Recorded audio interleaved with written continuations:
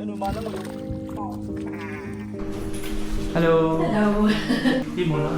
B, first time B! B, first time mo makakit ng lighthouse B! Ayan. Tamis. B, nakakarami ka na B oh.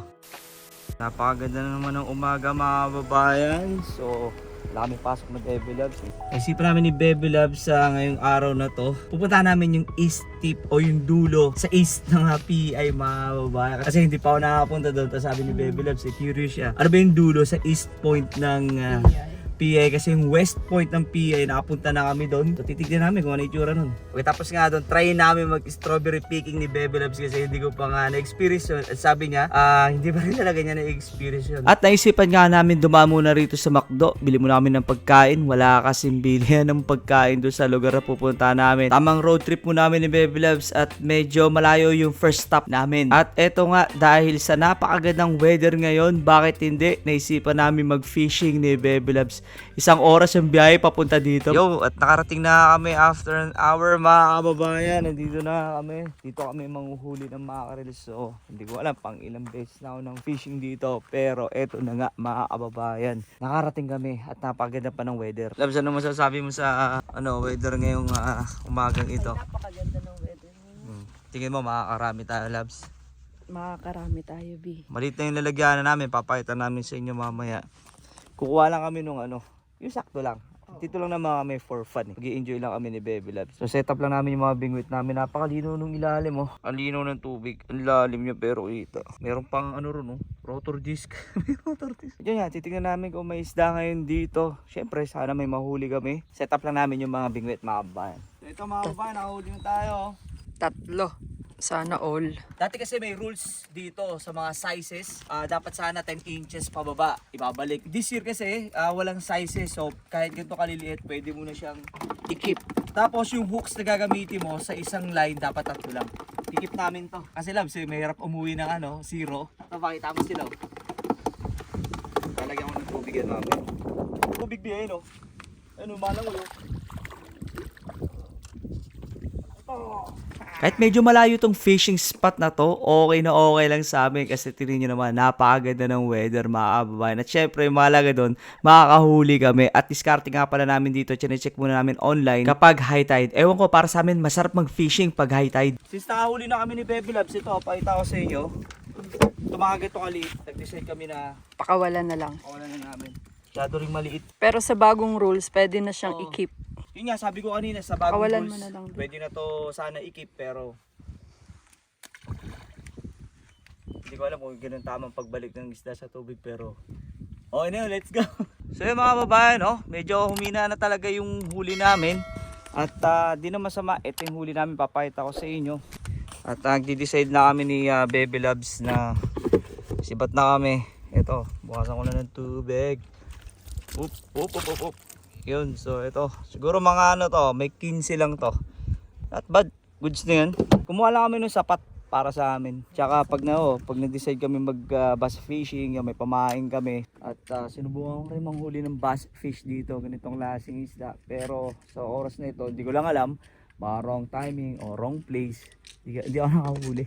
Kahit bite, wala mga kababayan. Ayun nga, sabi namin pupunta kami sa east tip ng PI, ng Prince Edward Island. Tignan natin kung ano yung itsura nun. First time namin makakapunta doon. Ako 6 years na ako rito, hindi ko alam kung ano yung itsura nun. Pero sabi nila maganda doon. So tara, puntahan natin yun, let's go. 40 minutes nga pala yung biyahe mula sa pinag-fishingan namin papunta rito sa East Point. Medyo nainit na nga rin dito pero okay lang kasi natupad na yung pangarap namin na mapunta dito sa East Point at marami na nga tao nandito mga kababayan. Ito na nga mga kababayan, nandito na kami sa East Point.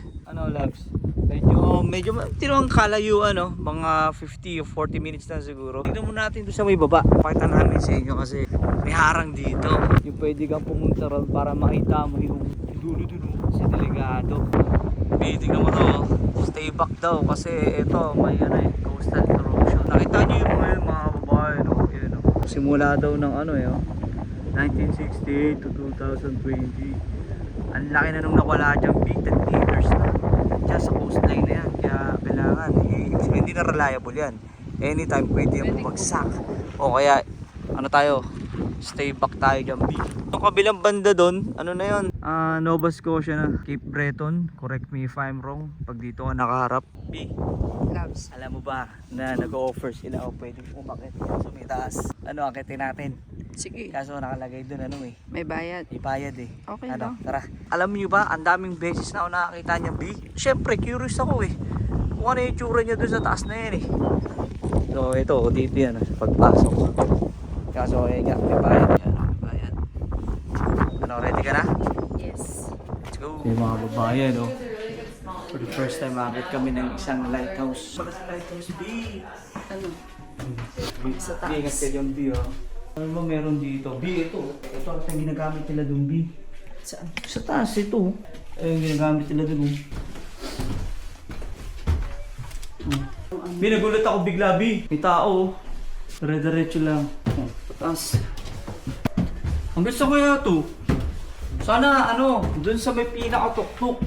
Para sulit naman yung $6. Hello. Hello. Di mo na. B, first time B! First time mo? B, first time ako makakit ng lighthouse B! Kaya nga. Yan. Ay, daw ako paniwala. Nakakit kami ng lighthouse. Ganito pala yung tsura ng lighthouse, mga kababayan. Napapakita namin sa inyo. So, hindi ko alam exactly kung ano yan. No? Pero to, makikita to kahit sa napakalayong lugar. Ito ano na to. Ito ano to, makikita to sa napakalayong lugar. Hindi ko lang alam dati kung ano yung ano nila, no? Kung ano yung technology nila para gamitin yung pang ilaw talaga nito. Pero tingin ko to, mga ano na to eh. So ito yung nakikita natin sa... Modern na to eh. Modern na to, itong ilaw na to. Pero hawak lang, no? Di ba kami masira natin.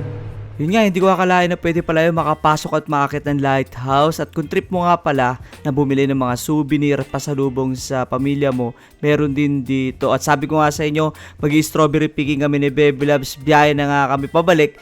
1 hour and a half nga yan. Malapit na to sa bahay namin. Sakto, di ba? At ito nga, nakapasok na kami dito sa strawberry farm. For the first time, simula nang dumating ako dito sa Canada. So, ito na nga, mga kababayan. Dream come true din ni Baby Loves yun, no? Strawberry picking. At sabi ko nga, matagal na ako dito sa PA. Marami akong mga bagay na hindi pa nagagawa rito. Isa na to, strawberry picking. Saan nga, Baby Loves? Dito daw, all the way down daw eh. Baka mapaka mo ha. Panda lang naman sa lakad. Kaya nadudurog yung strawberry. Ikaw pala ang may dahilan eh. Anong masasabi mo na makakapik ka ng strawberry? Happy. Happy daw si Baby Loves. So mga kababayan, ito lang yung puno ng strawberry rito. Hindi ka mukha sa Pilipinas, sa La Trinidad, doon sa Baguio. Kapunta na rin kasi kami ni Baby Loves doon. Ito kasi tinan nyo, may halo pa mga damo-damo. Doon kasi mapapansin mo, wala na mga kasama siyang damo.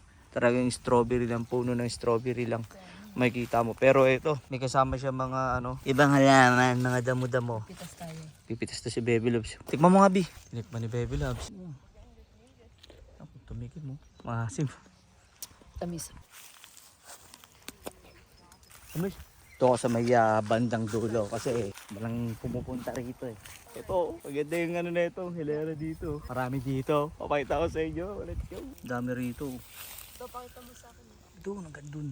Puro kain ka na lang. Hindi ka na bumili. Hindi ako big fan ng strawberry. At saka hindi ko alam kung ano yung pwede nang kainin dito. O hinog, o maasim. Pitas na ako ng pitas dito. Hindi ko alam kung saan dapat pitasin to eh. Sa dulo, B. Ewan, tama ba yung pagpitas ko? Ewan ko, pitas lang ang pitas. Alam ko na ang plano ko, kukunin ko na lang yung napakapula. Pulang-pula. Tingin ko sa may bandang dulo ron. At tingin ko hindi masyado pupunta yung mga tao kasi ang dami. Pero kukunin ko itong dalawang to. Ito, pulang-pulo. Let's go! Dito, sa ilalim. Di, itong puno na to, akala mo parang wala nang strawberry rito na ganito. Mm. Pero pag hinawi mo to rito, Bi, Ayan. dahil magaganda rito. Ito, ewan na tayo. Kamis mo yun. Hindi ko kayo nakuha yung ganito, Bi, lapit ka. Yung mga ganyan, sa akin lang, kapag may ganyan, Maasim pa yan eh. maasim yan, hilaw pa. Ewan ko, sa akin lang yun. Yan, to, solid to. Umaga to. Baby Loves, medyo nakakarami, no. Dami na to. Mga 3 basket lang, Bi, okay na, no?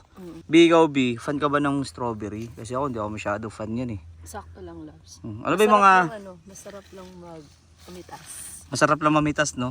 First Tsaka, time. ang ganda niya sa mata, alam mo. Oo, kasi tignan mo. Pala kami nagpapaikot-ikot ni Bebe Loves niyan. Hanggang dun yung strawberry farm na to. Hanggang dun. Pinakakarami ka na, Bi, oh. 3 ganito, basket lang na ganito yung kukunin namin o bibili namin. Ayun yung isa, pinupuno na dun ni Bebe Loves kasi hindi naman na kami kukuha ng masyado marami. Kasi yung iba, hindi ko alam kung nakain ng ganito. Pero tingin ko naman sure nakain sila nun. Kasi ito, masarap talaga itong strawberry nito. Pero yun nga, hindi kami kukuha ng marami. Saktuhan lang. Ayun o, si Bebe Loves, oh. Busy, pinupuno na yung isang basket. Yun nga mga bayan, salamat kasi sinamahan nyo kami dito sa vlog namin na to. So nag-fishing kami, pumunta kami sa East Point nito ng Prince Edward Island. Salamat kasi sinamahan nyo kami sa pagala dito sa maliit na probinsya Dito sa sa Canada, Prince Edward Island mga babayan. Sana na-enjoy nyo nga rin itong vlog na to. At kung na-enjoy nyo, please subscribe mga babayan. At sa next vlog na nga lang, stay safe. God bless and God first. God first. Let's go!